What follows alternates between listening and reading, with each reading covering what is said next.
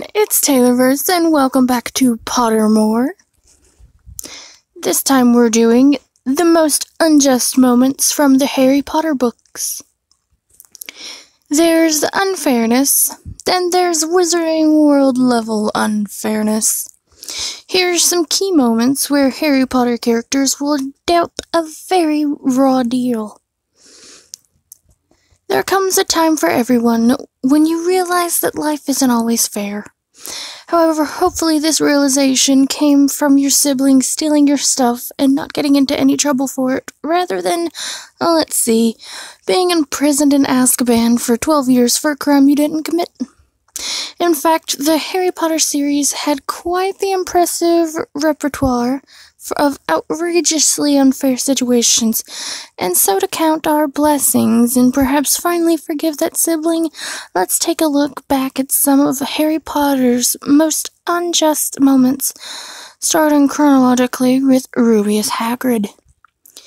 Hagrid versus Tom Riddle. Hagrid lived in a hut on the Hogwarts grounds, tended to all of the animals, used a nice pink umbrella to sneakily use magic, and seemed pretty content with his lot.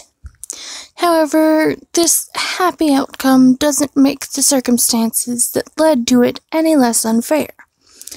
Hagrid was expelled in his third year after he was accused by Tom Riddle of opening the Chamber of Secrets, which led to the death of Moaning Myrtle. Of course, Tom was the one who actually committed the crime, but Hagrid was suspected due to his love of monsters, and not even Dumbledore could save him from expulsion. What's even more tragic about this situation is that Hagrid's beloved father had passed away shortly before his expulsion. What a horrible year for poor Hagrid. Sirius Black's prison sentence. If Sirius Black was ever guilty of anything, it was putting his trust in an unworthy friend. His lapse of judgment shouldn't have meant 12 years in a soul-sucking prison surrounded by Dementors and Death Eaters, but such were the horrendously unfair circumstances a 21-year-old Sirius found himself trapped in. Not only did Sirius not commit the mass murder that he was imprisoned for, he was also sentenced to life without even having a trial, thanks to Barty Crouch Sr.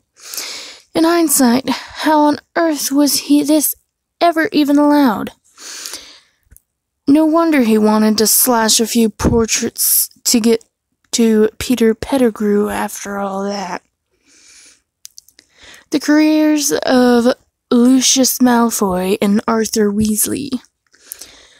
Arthur Weasley was a good, loyal worker, but that didn't seem to matter since Lucius had all of that family wealth to get what he wanted within the Ministry. As such, Lucius climbed up the Ministry ranks while Arthur struggled to make ends meet, and was constantly forced to play nice with a renounced Death Eater who clearly didn't really regret his past actions. Arthur's day-to-day life was to be pleasant to a man who was more successful than him, and never missed an opportunity to speak down to him, and yet was unfairly much more successful. Of course, this miscarriage of justice was rectified when he finally received a much-deserved promotion, and Lucius, hopefully, was disgraced from the Ministry following the events of Harry Potter and the Deathly Hallows. What goes around comes around. Buckbeak's hearing. What chance did poor Buckbeak have from the moment he attacked Draco? As Hagrid explained, hippogriffs need to respect you for you to approach them, something Draco completely ignored and ended up being attacked. What wasn't fair was what happened next. Not only was Buckbeak sentenced to death, the executioner even came along to the hearing. Seriously, was there no one upholding judicial proceedings at the Ministry of Magic back in the 1990s? Of course, Buckbeak escaped his unjust execution thanks to Ron, Harry, and Hermione, but he still had to live like a fugitive for a few years eating dead ferrets while cooped up in a house rather than hanging out with his friends in a nice paddock. Yes, Hagrid may have misjudged his students' safety with his choice of creatures sometimes, but to be fair, the other lessons can be a little dangerous too. Think of that time crab swelling solution exploded everywhere in potions. Think of Gilderoy Lockhart's unruly pixie lesson. At least Hagrid tried to warn his students. Harry Potter versus the Daily Prophet. Oh yes, here we go. How could we have ever written about unjust moments in the wizarding world without a substantial chapter on poor old Harry's utterly unfair misfortunes? Although Harry went through more than his fair share of trials, we think it's fair to say that his most infuriatingly unjust year was during Harry Potter and the Order of the Phoenix, or at least we like to think of it, the year everyone was out to get Harry. It all began when Harry announced Voldemort's return, and like a really intelligent individual who wanted to remain Minister of Magic, Cornelius Fudge decided to ignore him. As such, the Daily Prophet started insinuating that he was a liar through many sarcastic one-liners, despite this essentially being fully grown wizard journalists taking down a 15-year-old boy who never actually wanted to be famous. As such, Harry's peers began to treat him differently. We're looking at you, Seamus. Seamus. I can't say that. I can't say Seamus good. Don't at me. I see the word C at the beginning, and it goes downhill from there. Seamus. There we go. Which drastically impacted his already rather terrible frame of mind following the events of, being the sole witness of Voldemort's resurrection, which resulted in the murder of his fellow champion, Cedric Diggory.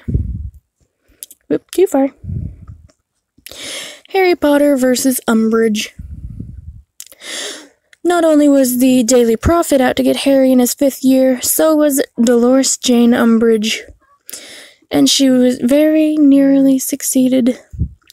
First of all, Harry was promptly expelled when he had to use magic to defend himself and Dudley Dursley against Dementors, who were sent there by Umbridge. After narrowly avoiding expulsion, he then carried on insisting on Voldemort's resurrection at Hogwarts, only to be punished for telling the truth by carving that he was a liar into his own skin. Can you imagine knowing you're telling the truth while writing those words into your hand over and over again? So there you have it. In the wizarding world, even with magic, life can still be so deeply unfair. What unjust moments have we missed?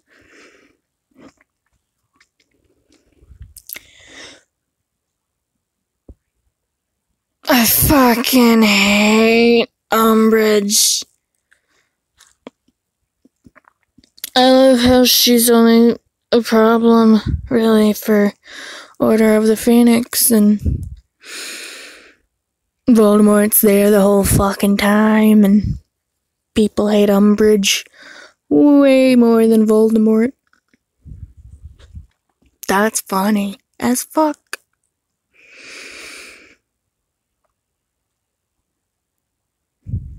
But I mean, look at that. That's a face made to hate. You just gotta slap a shit ton of pink in it. And it's made to hate. I mean, she's acting all prude and shit, but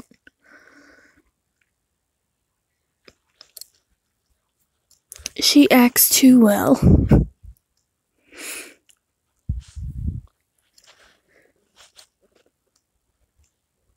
I'll just say that. She acts too well. Everyone hates her. It's like some people that are Slytherin are like, I'm Voldemort. It's like, they kind of see some points with Voldemort, but no, everybody hates Umbridge. Anyway, subscribe. It's free, and everything's better when it's free. Ring that bell to be notified when I make new videos. If you have any suggestions, then leave them in a comment down below, and I will see you in the next video. Bye, guys.